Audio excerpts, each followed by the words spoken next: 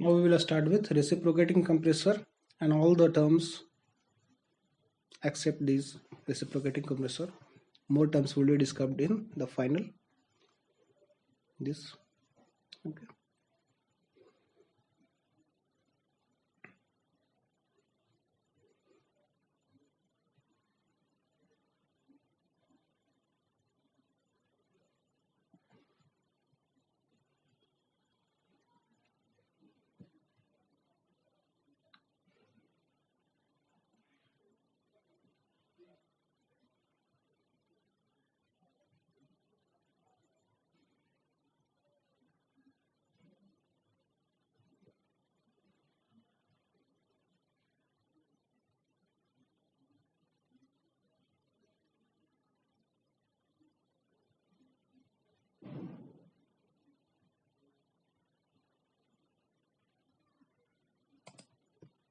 Okay.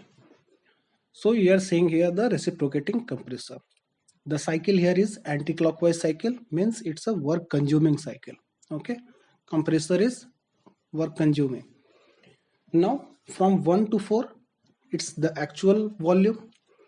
From 1 to 3 it's the swept volume, and from 3 to here it's clearance volume. Okay. Now VA is called actual or effective theoretical displacement, which is also called displacement is also called swept volume. Okay. So VA is actual or effective or theoretical displacement. Now VS is displacement or swept volume. VC is clearance volume. Okay. Now compression and expansor are either adiabatic or polytropic. So the formula that we have for adiabatic and polytropic process, this is the pressure ratio, this is volume ratio, this is a specific volume, and this is density. Rho is density. So this is the reciprocating compressor.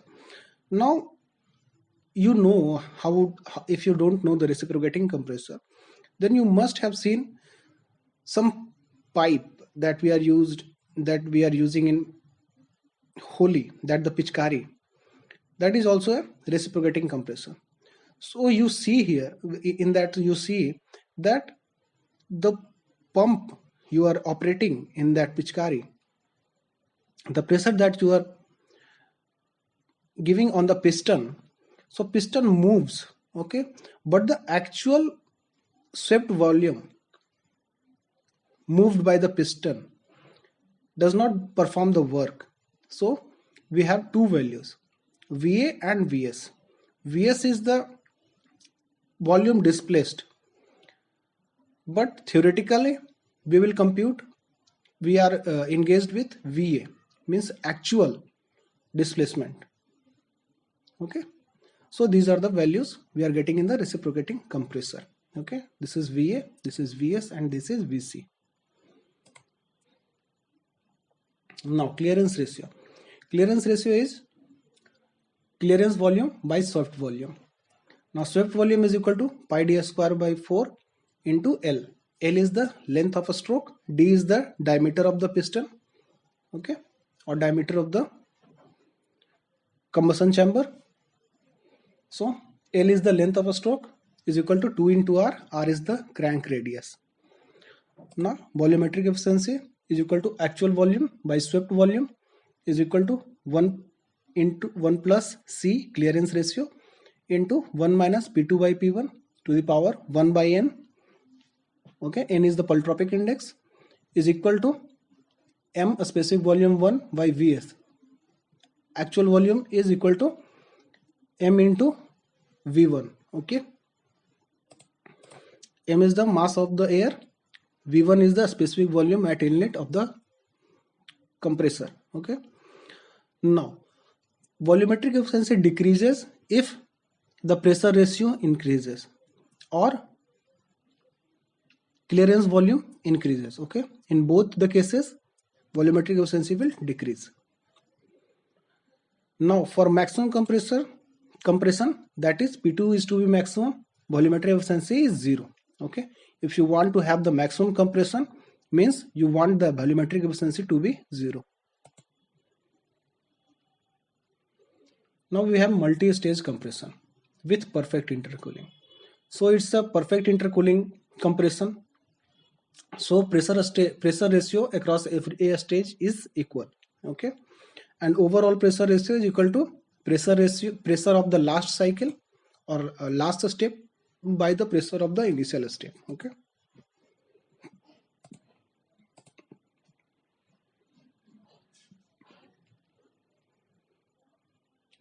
Now we also have comparison between overall efficiency of the turbine and polytropic efficiency of the turbine, and overall efficiency of the compressor and polytropic efficiency of the compressor. Okay, it's just a topic and just a comparison. If you want to study more, you can study more. It's just a question that has been asked and this is the solution of it. So polytropic efficiency is equal to gamma by gamma minus 1 into n minus 1 by n, and polytropic efficiency of the compressor is equal to n into n minus 1 into gamma minus 1 by gamma. Okay, n is the polytropic index, gamma is the adiabatic index.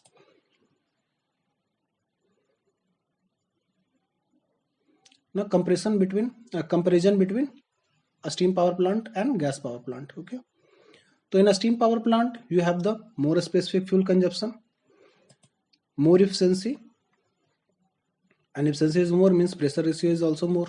Okay, size is more.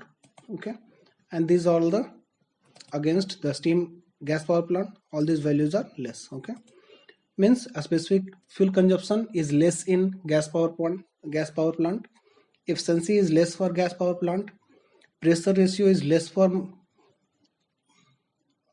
gas power plant, and size is also less for gas power plant. Okay, maximum temperature is more, not less. Gas power plant maximum temperature is more. Now if you are comparing the values of enthalpy, internal energy, and a specific entropy, so you will get these values, that enthalpy is more than internal energy is more than a specific entropy. Okay, all the specific terms are here. Enthalpy, internal energy, and entropy, both are the specific values. Okay, per unit mass. Okay, now boiler output, if you are in a question, you are asked what is the boiler output, you have to understand that it is asking for the steam output per kg. Okay, boiler output means a steam output per kg, unit will be kilojoule per kg. Okay, now more dryness implies more efficiency and less blade damage. Okay, now economizer is used to preheat the water that has been fed to the boiler. Now we have two terms, boiler mountings and boiler accessories. Okay, so boiler mountings are the safety devices such as stop valves, safety valves, gauges, fusible plug, blow off cork, and water level indicator. Okay, safety valve is the safety valve, some for the safety measures. Gauges are used to check the pressure. Okay, fusible plug are used if the pressure is deteriorating at some point, the pressure is accumulating at some point, fusible plug will go off. Okay, blow off cork does the same thing as the fusible plug. Then there is the water level indicator to see that water is at the accurate level or not, because in a steam power plant the water is getting converted into a steam, so you have to check the water level also, that it should be a accurate level. Okay, so mountings are all the safety devices. Now accessories are the devices which are used to increase the efficiency of the plant, such as economizer. Economizer is used to preheat the feed water. Okay, now feed pump is used in regenerative cycle, and superheater also used to superheat the steam. Now two types of efficiency are there, isothermal and adiabatic efficiency. So isothermal efficiency is equal to isothermal work by actual work, and adiabatic work done by actual work done. Okay, so in efficiency you always have to remember that denominator is the less value, denominator is having the higher value, and numerator is having the less value. Okay, Now compressible fluid Mach number more than 0.3. What is the Mach number? We will study in this video also. In this video only we will study it. So compressible fluid Mach number more than 0.3. Now static properties. Static properties are the properties neglecting the kinetic and potential energy terms. Okay. So if you are giving any property and you are asked to make it as a static property, so property plus V square should be by 2g. Okay, you will get the head of it. So if it is just a property, means V square plus 2 plus gz should be here. Okay, g into z. Z is the height, g should be gravity. Okay, 9.81 meter per second square. Okay, so property plus velocity square by 2 plus g into z. Okay, g is the gravity. Okay, is equal to a static property. Now stagnation properties.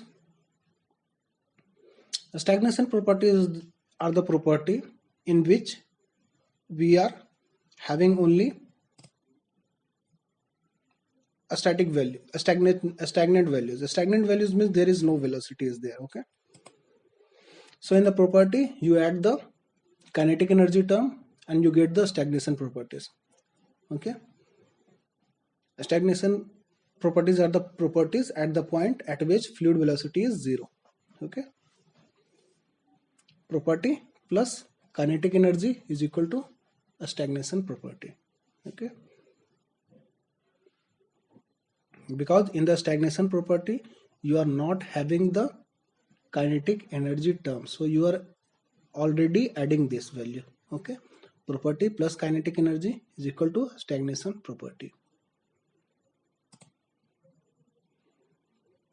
So if you think about this stagnation enthalpy, so you have enthalpy plus kinetic energy term. If you are having temperature, this is just got from H naught values, that H naught is equal to Cp into T naught. So T naught is equal to this V square by 2 Cp. 2 Cp should be there. V square by 2 Cp. Okay, 2 Cp should be there.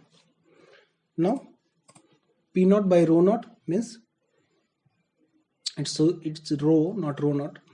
Okay, so P naught by rho is equal to P by rho plus V square by 2. Okay, here you correct it that it's V square by 2 Cp, not Cp. Okay, if Z is given, ignore. For a stagnation property you don't need Z. Okay, ratio of a stagnant to a static properties. Okay, so T naught by T is equal to 1 plus gamma minus 1 by 2 to the power m square. M is the Mach number. Okay, so this is the stagnant temperature versus static temperature.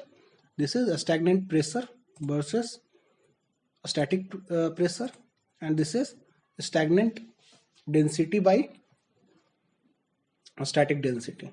Okay,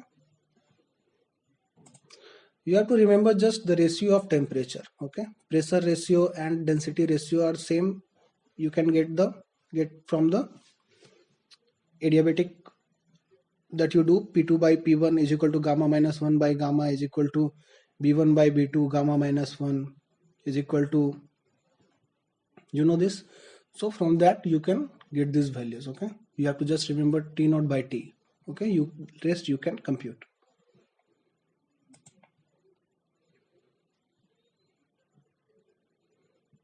Now stagnant head minus static head is equal to kinetic head. Okay, mu theoretical square by 2g. If you are giving the coefficient of velocity, okay, you can find this mu theoretical from that also. Okay, v is the given velocity by the mu theoretical is the center line or theoretical velocity. Cv is the coefficient of velocity. If a static head is given 50 centimeter vacuum, well, the vacuum means minus value. Okay, velocity of sound c is equal to dp by d rho at constant entropy.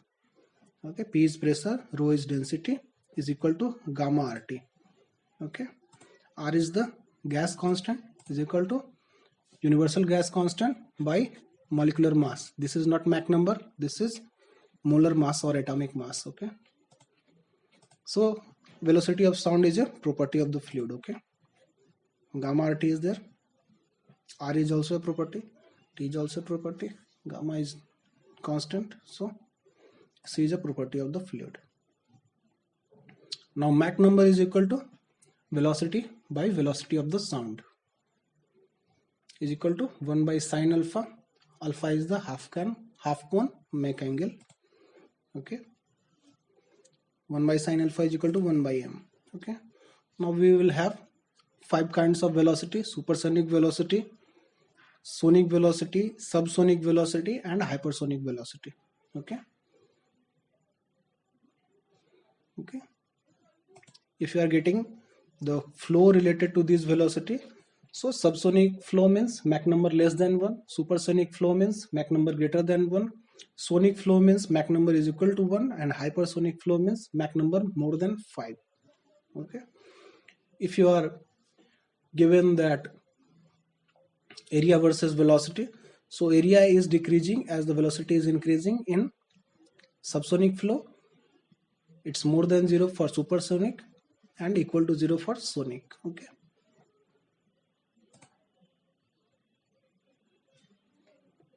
now to accelerate a fluid, we should use convergent nozzle at subsonic speed.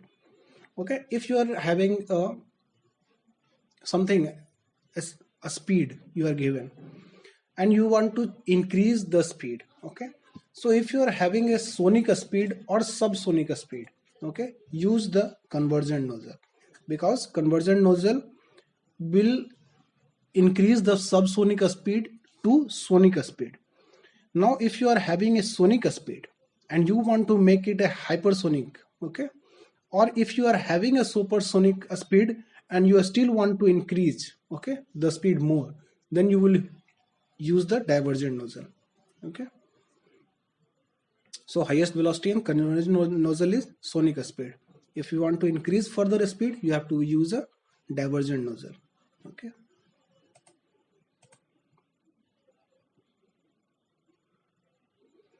now nozzle efficiency. Nozzle is used in throttling.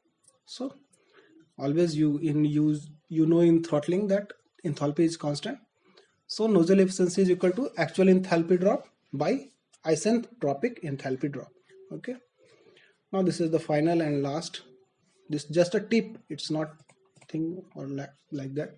So if in any question you are given that it's a rigid container, then this has been already told in introduction to thermodynamics chapter also, that this is the realization of any process, means in real world how would you apply the concepts of thermodynamics.